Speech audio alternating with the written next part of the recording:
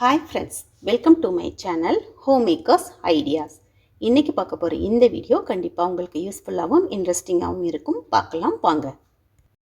இப்போ நம்ம பார்க்க போகிறது காராமணி குழம்பு ரெசிபி தான் பார்க்க போகிறோம். இது ரொம்ப டேஸ்ட்டாக இருக்கும். லஞ்ச் பாக்ஸு கூட நம்ம கொடுத்து அனுப்பலாம்.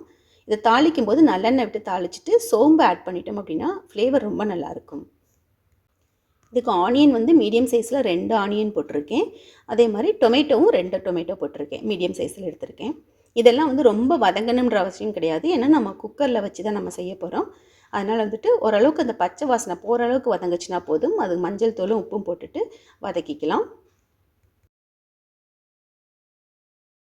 இதில் நான் இஞ்சி பூண்டு பேஸ்ட்டு கூட 1 ஸ்பூன் ஆட் பண்ணியிருக்கேன். அதையும் நல்லா கலந்து விட்டுக்கலாம். ஓரளவு நல்லா அது வதங்கினதுக்கப்புறமே அதில் காய் ஆட் பண்ணிக்கலாம். நான் இதில் சுரக்காய் ஆட் பண்ணுறேன். சில பேர்த்துக்கு வந்து வின்டர் சீசனில் சுரக்காய் சாப்பிட்டா கோல்டு ஆகிற மாதிரி இருக்கும். ஸோ அந்த மாதிரி இருக்கவங்க வந்து சுரக்காய்க்கு பதிலாக கத்திரிக்காய் ஆட் பண்ணிக்கலாம். இந்த மாதிரி காய் ஆட் பண்ணும்போது டேஸ்ட் ரொம்ப நல்லாயிருக்கும். இப்போ நம்ம பயிர் ஆட் பண்ணிக்கலாம். இந்த பயிர் வந்து நான் நைட்டே ஊற வச்சுட்டேன். ஊறின பயிர் அப்படிங்கிறனால இந்த டைமில் ஆட் பண்ணுறோம். சப்போஸ் நீங்கள் ஊற வைக்கலை அப்படின்னா குக்கரில் வந்து பயிரை எடுத்துகிட்டு அது முழுகிற அளவுக்கு தண்ணியும் வச்சுட்டு நீங்கள் வந்து 5லேருந்து 6 விசில் விட்டு ஒரு 5 நிமிஷம் சிம்லேயும் வச்சுட்டு எடுத்துட்டிங்க அப்படின்னா நல்லா சாஃப்டாக வெந்துடும். இதில் வந்து நான் மசாலா பவுடர் ஆட் பண்ணியிருக்கேன். சில்லி பவுடர், தனியா பவுடர், சாம்பார் பவுடர் கலந்து ஆட் பண்ணியிருக்கேன். தேவைக்கு தகுந்த மாதிரி நம்ம வந்து ஆட் பண்ணிக்கலாம். இப்போ இதில் வந்து நான் புளி தண்ணி ஆட் பண்ண போகிறேன். இது வந்து குழம்பு கொஞ்சம் நல்லா புளிப்பாக இருந்துச்சுன்னா நல்லாயிருக்கும். அதனால் தேவையான அளவுக்கு புளி தண்ணியும் ஆட் பண்ணிவிட்டு தண்ணியும் உப்பும் எவ்வளோ தேவையோ அந்த அளவுக்கு ஆட் பண்ணிவிட்டு நல்லா கலந்து விட்டுட்டு இதை வந்து ஒரு 4லேருந்து 5 விசில் விட்டு எடுத்துக்கலாம்.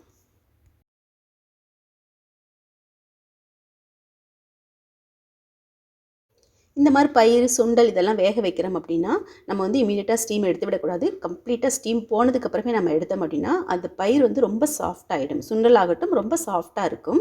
நம்ம நடுவுலேயே எடுத்தோம்னா ஒரு மாதிரி நடுவில் மட்டும் கெட்டியாக இருக்கிற மாதிரி இருக்கும். இப்போ பாருங்கள் நல்லா எவ்வளோ சாஃப்டாக வெந்திருக்கு இல்லையா? இப்போ இதில் வந்து நான் தேங்காய் பால் ஆட் பண்ணுறேன். கொஞ்சம் திக்காகவே ஆட் பண்ணியிருக்கேன். அதையும் நல்லா கலந்து விட்டுக்கலாம். இன்னும் நம்ம ஸ்டவ்வை ஆன் பண்ணலை. இப்போ நம்ம ஸ்டவ்வை ஆன் பண்ணிவிட்டு ஒரு 2 நிமிஷம் மட்டும் கொதிக்க வச்சுட்டு எடுத்துக்கலாம். தேங்காய் பால் ஆட் பண்ணதுக்கப்புறம் ரொம்ப நேரமெல்லாம் கொதிக்க வைக்க வேண்டாம். ஒரு 2 நிமிஷம் கொதிச்சிச்சினாவே போதும்.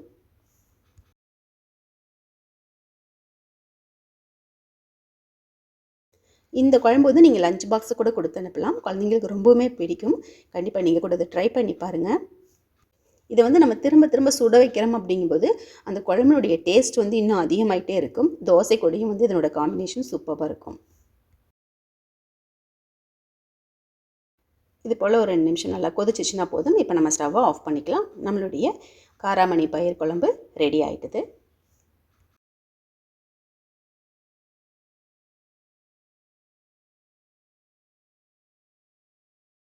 சமையலெல்லாம் முடிச்சதுக்கப்புறமேட்டுக்கு கிச்சன் இப்படி தான் இருக்குது. ஹஸ்பண்ட், பசங்க எல்லாத்தையுமே அனுப்புனதுக்கப்புறமே இப்போ நான் க்ளீனிங் வேலையை நான் ஸ்டார்ட் பண்ண போகிறேன்.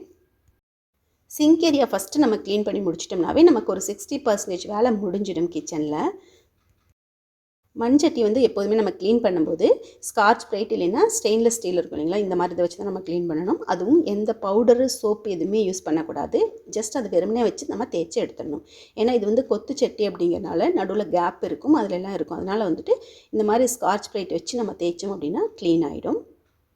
ஆனால் சோப்பு, லிக்விட் எதுவுமே நம்ம யூஸ் பண்ணக்கூடாது.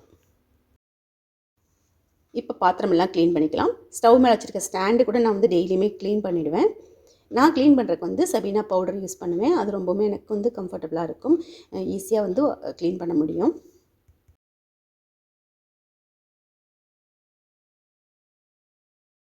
இந்த மாதிரி வேலையெல்லாம் நமக்கு வந்து ஸ்டார்ட் பண்ணுற வரைக்கும் தான் ரொம்ப லேசினஸாக இருக்கும்.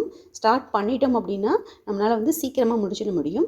அதே மாதிரி அதை முடிச்சிட்டோம்னா அப்படின்னா நமக்கு வந்து வீடு பார்க்குறக்கு க்ளீனாக இருக்கும். அதுவே நமக்கு இன்னும் ரொம்ப மோட்டிவேஷனாக இருக்கும். வேறு எதனாவது வேலை பண்ணுறதுக்கு நமக்கு ரொம்ப இன்ட்ரெஸ்டிங்காக இருக்கும். சப்போஸ் ரொம்ப அழுக்காக போட்டு வச்சோம் அப்படின்னா அதை பார்க்க இன்னும் டயர்டாக தான் இருக்கும். நமக்கு வேலை செய்கிறக்கே இன்ட்ரெஸ்ட் வராது. அதனால் எப்போதுமே வந்து ஸ்டார்ட் பண்ணும்போது கொஞ்சம் ஃபோர்ஸ் பண்ணி நம்ம ஸ்டார்ட் பண்ணிட்டோம்னா போதும். சீக்கிரமாக நம்ம வந்து எல்லா வேலையுமே முடிக்க முடியும். இப்போ எல்லா பாத்திரமும் நான் வந்து ஃபஸ்ட்டு க்ளீன் பண்ணிக்கிறேன். அதே போல் நம்ம வந்து குக்கரோட வெயிட் இருக்குது இல்லைங்களா, அதை வந்து கண்டிப்பாக நம்ம வந்து டெய்லியும் க்ளீன் பண்ணிடணும். அதையும் அதை கழட்டிட்டு க்ளீன் பண்ணணும். ஏன்னா உள்ள ரைஸ், தால் எல்லாமே இருக்கும். அதனால் வந்துட்டு அதை கழட்டிட்டு ஃபுல்லாக க்ளீன் பண்ணிவிட்டு எடுத்து வைக்கணும். அதே போல் சிசர் வந்து பால் பாக்கெட்லாம் நம்ம கட் பண்ணுவோம் இல்லைங்களா, அதையும் அப்படியே வைக்கக்கூடாது. அதனால் வந்து அதையும் ஃபுல்லாக வந்து நம்ம பாத்திரம் தேய்க்கும் போது இந்த மாதிரி ஐட்டம் எல்லாம் டெய்லியுமே நம்ம வந்து க்ளீன் பண்ணிடணும். பாத்திரம் எல்லாம் தேய்ச்சி முடிச்சதுக்கப்புறமே இந்த மாதிரி வைப்பர் வச்சு அந்த இடத்துல இருக்கிற தண்ணி எல்லாத்தையுமே நான் வந்து தொடச்சி விட்டுக்கிறேன். கண்டிப்பாக வைப்பர் வந்து சிங்க்குக்கிட்ட நமக்கு தேவைப்படும். அது 25லேருந்து 30 ரூபீஸ் அவ்வளோதான் இருக்கும். ஆனால் ரொம்பவுமே நமக்கு அது யூஸ்ஃபுல்லாக இருக்கும். பாருங்கள், இந்த மாதிரி சிங்க் ஏரியா ஃபுல்லாக க்ளீன் பண்ணியாச்சு. இப்போ டேப் வந்து நம்ம எவ்வளோ தான் க்ளீன் பண்ணாலுமே அந்த தண்ணி பட்டுகிட்டே இருக்கிறனால இந்த மாதிரி சால்ட் நிறையா ஃபார்ம் ஆகும். தண்ணி வந்து ஒரு ஒரு ஏரியாவுக்கும் ஒரு ஒரு மாதிரி இருக்கும் இல்லையா, சால்ட் அதிகமாக இருந்துச்சு அப்படின்னா இந்த மாதிரி நிறையா ஃபார்ம் ஆகும். அது வந்து நமக்கு ரொம்ப கஷ்டம். சில சமயம் டேப் வந்து திருப்பக்கூட முடியாத அளவுக்கு ஸ்ட்ரக் ஆகிடும். அதை வந்து இந்த ஸ்ப்ரே வச்சு தான் நம்ம வந்து இன்றைக்கி க்ளீன் பண்ண போகிறோம். இது ரொம்பவுமே யூஸ்ஃபுல்லாக இருக்குது. ஒன் டைம் ஜஸ்ட் அதை அப்படியே ஸ்ப்ரே பண்ணிவிட்டு க்ளீன் பண்ணாவே போதும், அந்த சால்ட் எல்லாமே போயிடும். இதை வந்து ரஸ்ட் எதுனா இருந்துச்சுன்னா அதை க்ளீன் பண்ணுறதுக்கும் கூட நம்ம வந்து யூஸ் பண்ணிக்கலாம்.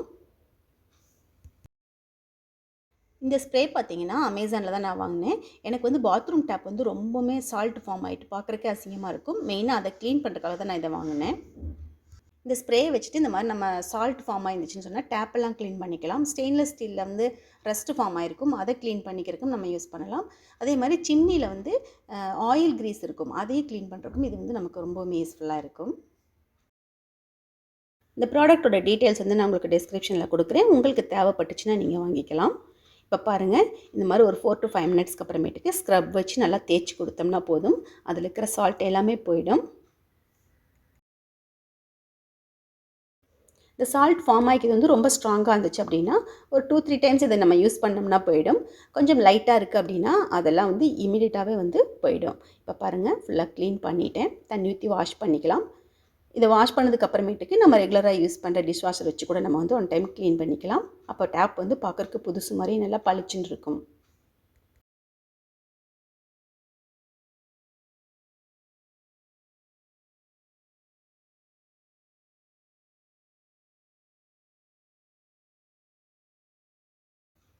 மேக்ஸிமம் இருக்கிற அந்த ஸ்டெயின் எல்லாமே போயிட்டுது. அந்த ஜாயிண்ட்டுக்கிட்ட மட்டும் லைட்டாக இருக்குது. அதுவும் வந்து இன்னொரு டைம் யூஸ் பண்ணும்போது அது போயிடும்.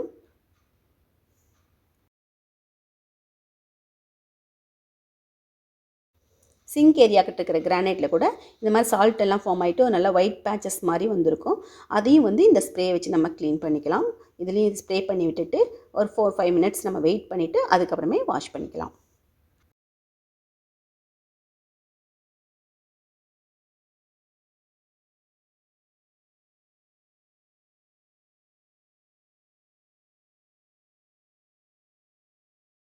இந்த மாதிரி கெமிக்கல் ப்ராடக்ட் எல்லாம் யூஸ் பண்ணி கிச்சனில் இருக்கிற திங்ஸ் எல்லாம் க்ளீன் பண்ணுறோம் அப்படின்னா நம்ம வந்து இமீடியட்டாக என்ன பண்ணணும்னா நம்ம ரெகுலராக யூஸ் பண்ணுற டிஷ் வாஷரை வச்சு நம்ம வந்து அதை மறுபடியும் ஒரு தடவை க்ளீன் பண்ணிக்கணும்.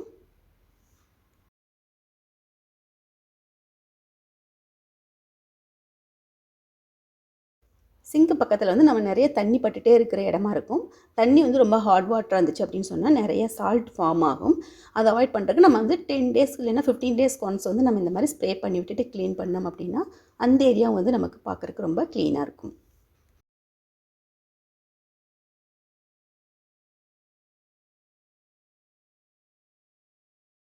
ஒரு முறையும் சமைச்சு முடித்தோடனே நம்ம ஸ்டவ் வந்து இமீடியட்டாக க்ளீன் பண்ணிடணும். அப்போ தான் அதனுடைய லைஃப் வந்து நம்ம ரொம்ப நாளைக்கு மெயின்டைன் பண்ண முடியும்.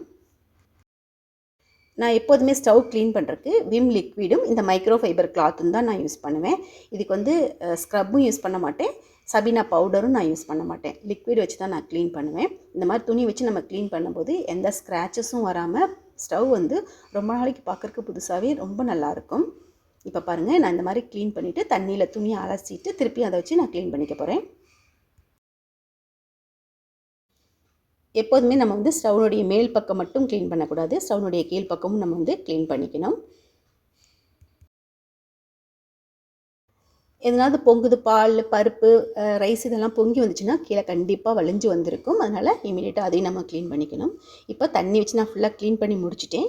இப்போ ட்ரை பண்ணுறதுக்காக இந்த மாதிரி மைக்ரோ ஃபைபர் கிளாத்தும் யூஸ் பண்ணலாம், இல்லைன்னா டிஷ்யூ பேப்பர் யூஸ் பண்ணிக்கலாம். நான் எப்போதுமே டிஷ்யூ பேப்பர் வச்சு தான் நான் க்ளீன் பண்ணுவேன். இந்த மாதிரி டிஷ்யூ பேப்பர் வச்சு நல்லா தொடச்சி எடுத்ததுக்கப்புறமேட்டுக்கு பாருங்கள் ஸ்டவ் எவ்வளோ புதுசாக இருக்குன்ட்டு. எனக்கு வந்து கிளாஸ் டாப்போட கம்பேர் பண்ணும்போது ஸ்டெயின்லெஸ் ஸ்டீலை மெயின்டைன் பண்ணுறது ரொம்பவுமே ஈஸியாக இருக்கும். இது ரொம்ப ஹெவியாக இருக்கும் அந்த கிளாஸ் டாப் ஸ்டவ். அது தூக்குறக்கே ரொம்ப கஷ்டமாக இருக்கும். இது அப்படி இருக்காது. ரொம்ப லைட் வெயிட்டாக இருக்கும். மெயின்டைன் பண்ணுறதுக்கு ரொம்ப ஈஸி. க்ளீன் பண்ணுறதுக்கும் வந்து நமக்கு ரொம்ப ஈஸியாக இருக்கும்.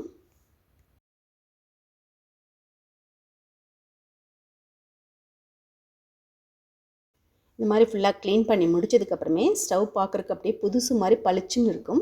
பாருங்கள், இந்த மாதிரி புதுசாக இருந்துச்சுன்னு சொன்னால் நமக்கு வந்து வேலை செய்கிறதுக்கு ரொம்பவுமே இன்ட்ரெஸ்டிங்காக இருக்கும்.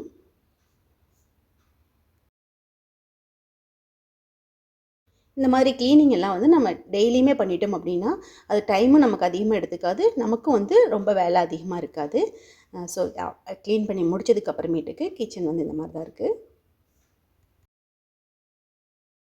இந்த மாதிரி க்ளீனிங் வேலையெல்லாம் இமீடியட்டாக முடிச்சிட்டோம் அப்படின்னா ஹவுஸ் ஒய்ஃபாக இருக்கிறவங்களுக்கு கண்டிப்பாக மத்தியானத்துலேருந்து சாயந்தரம் வரைக்கும் டைம் கிடைக்கும். அந்த டைமை நம்மளுடைய க்ரியேட்டிவிட்டி டெவலப் பண்ணிக்கிற மாதிரி நம்ம அந்த யூஸ் பண்ணிக்கலாம். ஏன்னா அந்த டைம் நமக்கான டைமாக இருக்கும்.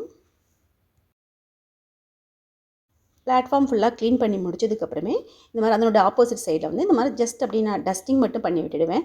ரெகுலராக 2-3 டேஸ்க்கு ஒன்ஸ் இந்த மாதிரி பண்ணும்போது ஜஸ்ட் தொடச்சி விட்டோம்னாவே போதும், அதுவே க்ளீனாக இருக்கும்.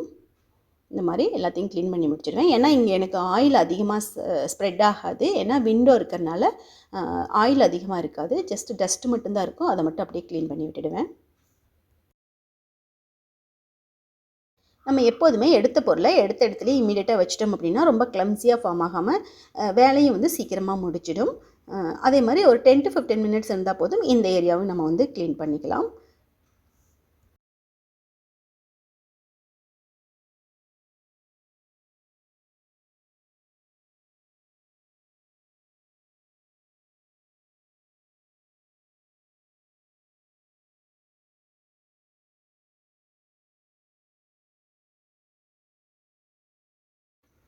இந்த சைடு ஃபுல்லாக இந்த மாதிரி க்ளீன் பண்ணிவிட்டு ஆர்கனைஸ் பண்ணிட்டேன். ஜஸ்ட் அந்த பொருளை நகர்த்திட்டு க்ளீன் பண்ணோம்னாவே போதும். நம்ம ஃபுல்லாக எடுத்து வச்சு க்ளீன் பண்ணால் ரொம்ப டைம் ஆகும். ரெகுலராக க்ளீன் பண்ணும்போது நகர்த்தி வச்சுட்டு க்ளீன் பண்ணோம்னாவே போதுமாக இருக்கும்.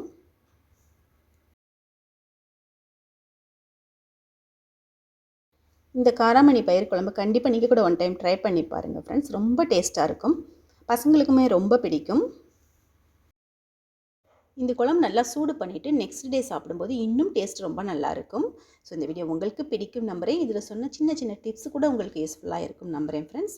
இந்த வீடியோ உங்களுக்கு பிடிச்சதுன்னா லைக் பண்ணுங்கள், ஷேர் பண்ணுங்கள், கமெண்ட் பண்ணுங்கள். ஃபஸ்ட் டைம் என்னோடய வீடியோ பார்த்தீங்கன்னா மறக்காமல் சப்ஸ்கிரைப் பண்ணுங்கள். நெக்ஸ்ட் வீடியோவில் பார்க்கலாம். தேங்க்யூ.